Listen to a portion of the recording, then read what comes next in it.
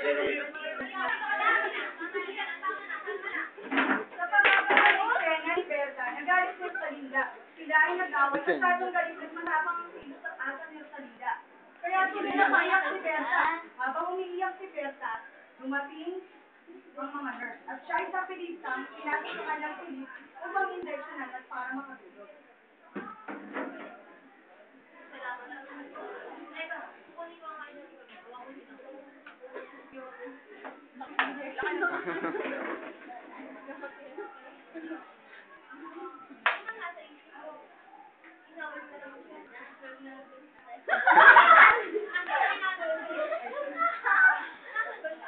Naisip ko nga.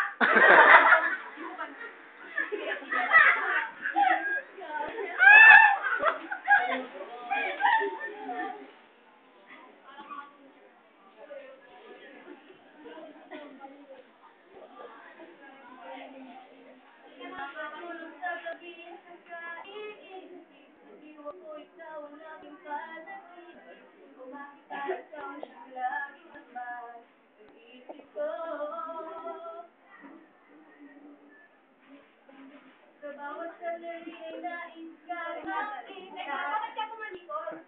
Kasi sa ginawa. Baliw!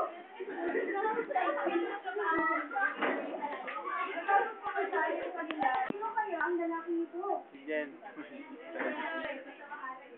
Siya pala si Fernando Jose, ang kasintahan ni Rosalinda, na hanggang ngayon ay umaasa na siya ay maalala at balikan.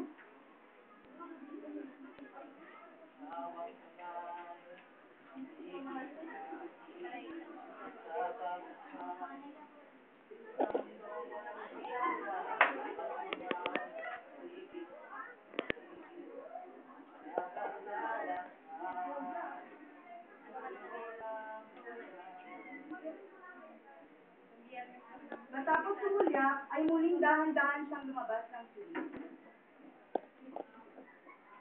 Sa silid ni Rosalinda, habang natutulog, para bang siya ay nananaginip at sumisigaw na, Fernando! Kaya napakalakas na pasigaw, dali-dali pumunta ang nurse.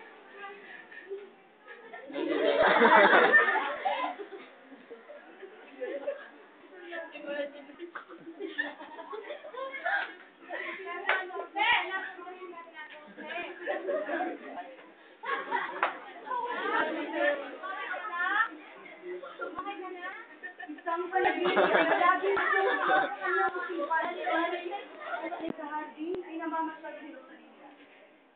At bigla siyang may naalala ang nakaraan.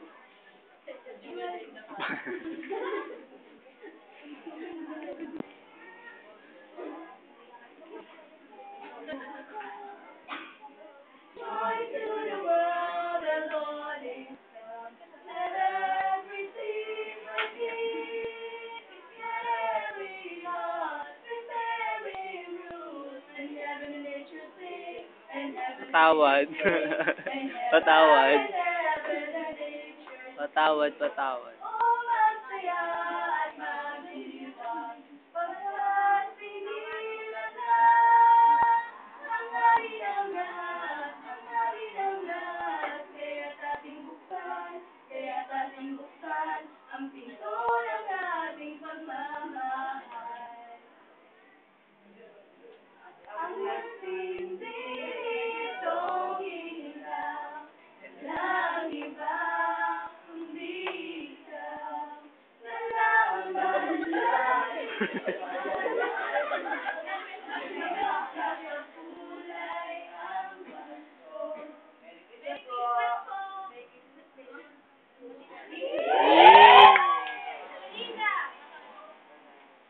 Linda, nandun ka ba?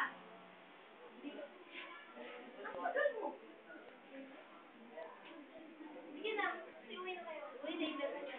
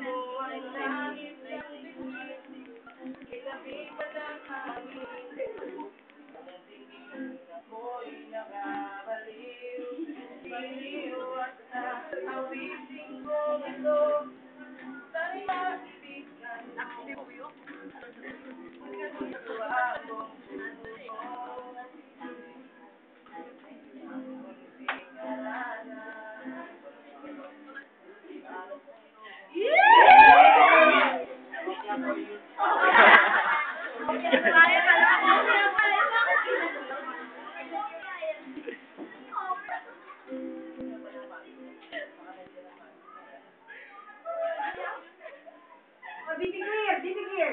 Bibi Clear, kitang dito. Naku, andyan na si mami mo. Ito. Naku, ito bata ka. Naku, halika na, halika na.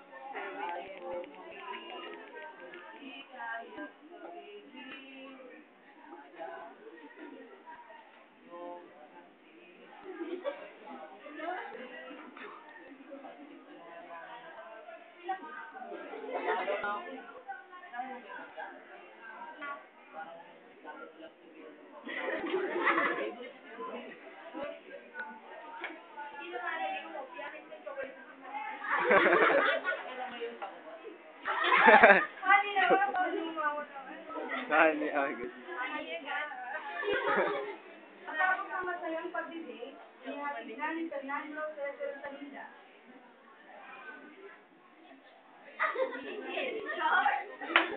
Ang mami ng Salida ang biglang bumungad. Sino yun? Wala. Anong oras na kayo walang uwi? Malaman mo lang na nag-boyfriend ka ang Salida. Hindi ka sa pag-aaral. At ipapapatay mo.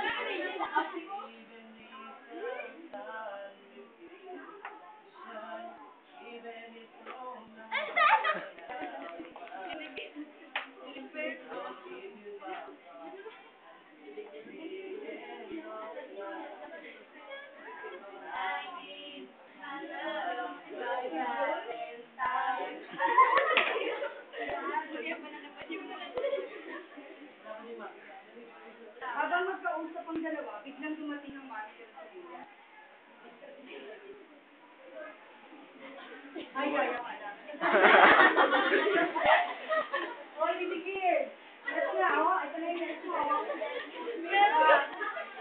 Huwag ka lang, huwag lang po. Ay, balik ka na. Gusto mo sa kamay mo. Yes, or next na, oh. Come on. Go sleep na, go sleep. Go sleep.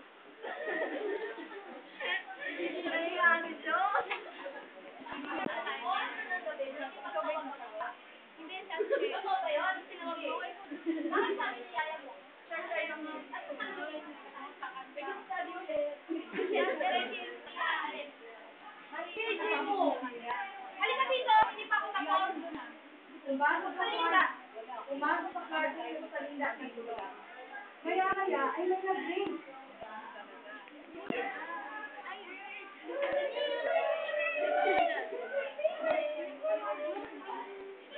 Bakit ang haba naman ang pangalan? Lalala 27 Fernando. Hello? Hello? Sino to? Ayaw sumagot ang nasa kabilang linya. Binaba ang cellphone sa lamesa at biglang aalis. Sabay na ba sa salida sa kwarto? Parang may hinahanap.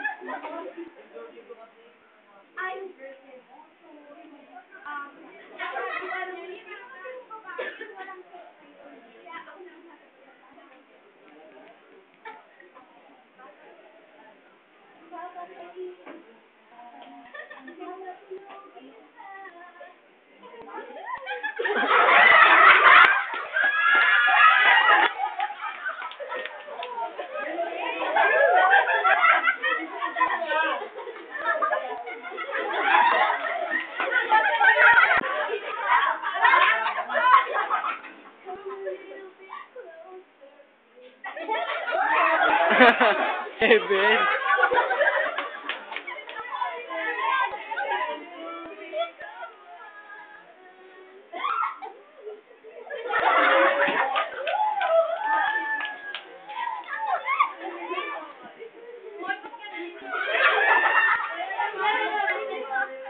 Kaya, hindi na lang isakit mo.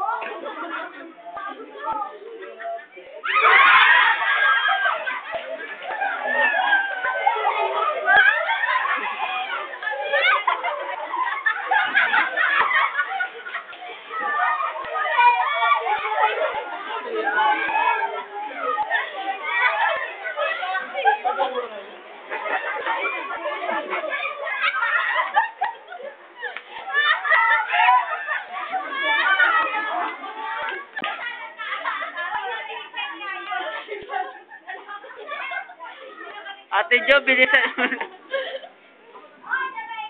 Pinabukasan.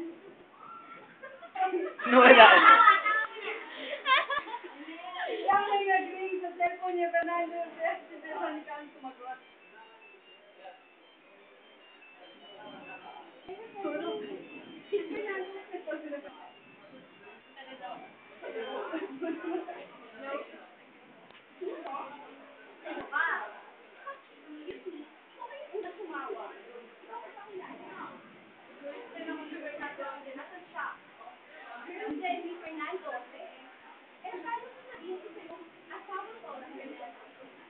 Tawa?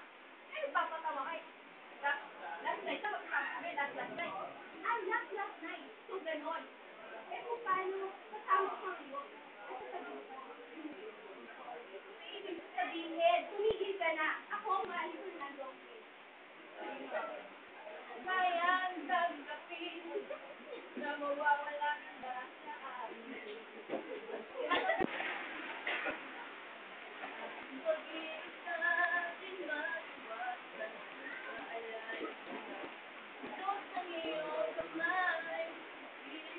Bigla may lumapit na isang lalaki.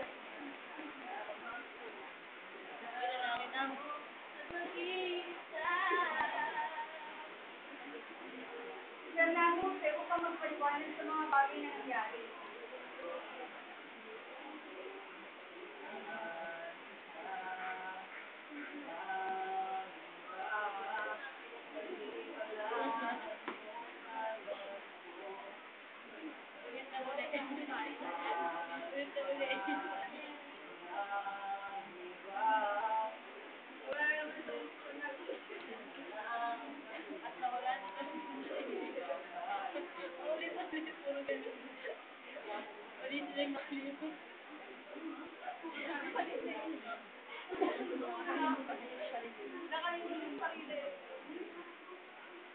Yakapin mo na, ikaw mo na.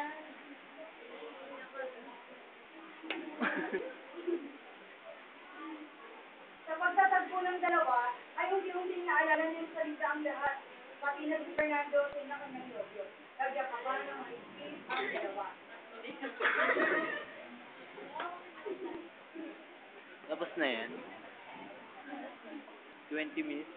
Lumipas ang isang linggo, dahil sa pangyayari, gumaling ang Salinda at pwede na siyang makauwi sa kanila.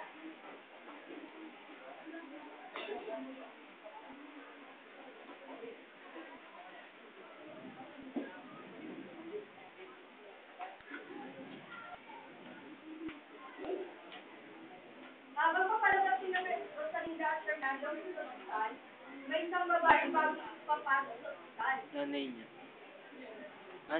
Tinititigan ni Fernando, ay parang kilala ang babae. Asa naman. Napatagpuan niya, ito si Veronica. Ang babae tumira sa relasyon nila. Hindi na ako baliw eh! Baliw ka! Hindi ka! Ano ka? Mga baliw na gamit ko na.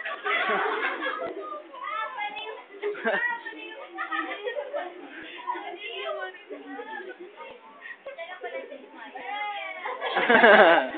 Bagay naman.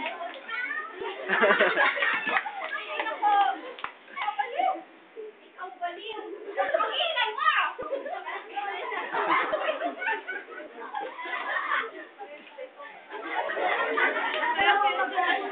Ay naging masaya at ipinagpatuloy ang kanilang naulos na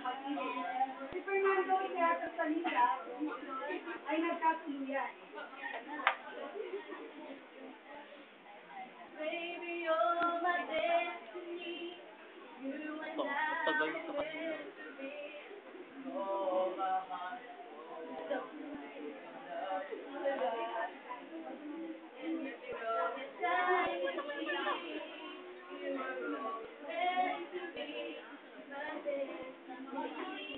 Fernando, sila ay nagkatuluyan. Nagkaroon ng dalawang anak at masayang nabuhay yung piling ng bawat isa. Sila yung anak. Ang mami na ng salita ay natanggap na din ang kanilang pagmamahalan at binaling na lang ang pagtingin sa dalawang apo. Si Hinday, na patuloy na nagsisilbi sa bahay ng Marina. Dito na tumanda at di na nakapag-asawa. Si Veronica naman, na hanggang ngayon ay baliwat din lang sa paghanap kay Fernando. Si Berta, na isa sa babae na nasa ospital ay gumaling na. At makalabas sa piling ng mga ang dali yung aming presentation ngayon ay hango to dun sa metacognition theory na pinapakita natin yung cognitive, affective, and then the psychomotor, which is dun sa cognitive, naaalala niya yung mga bagay-bagay, na-accept niya kung ano nangyari sa buhay niya. Tapos sa bandang huli, naging sa kabila ng mga naranasan niya sa buhay niya, na hirap bigati. At may saya rin naman, di ba? Naging masaya naman ang nalabas ng buhay niya sa Sa inyo. Thank you, girl.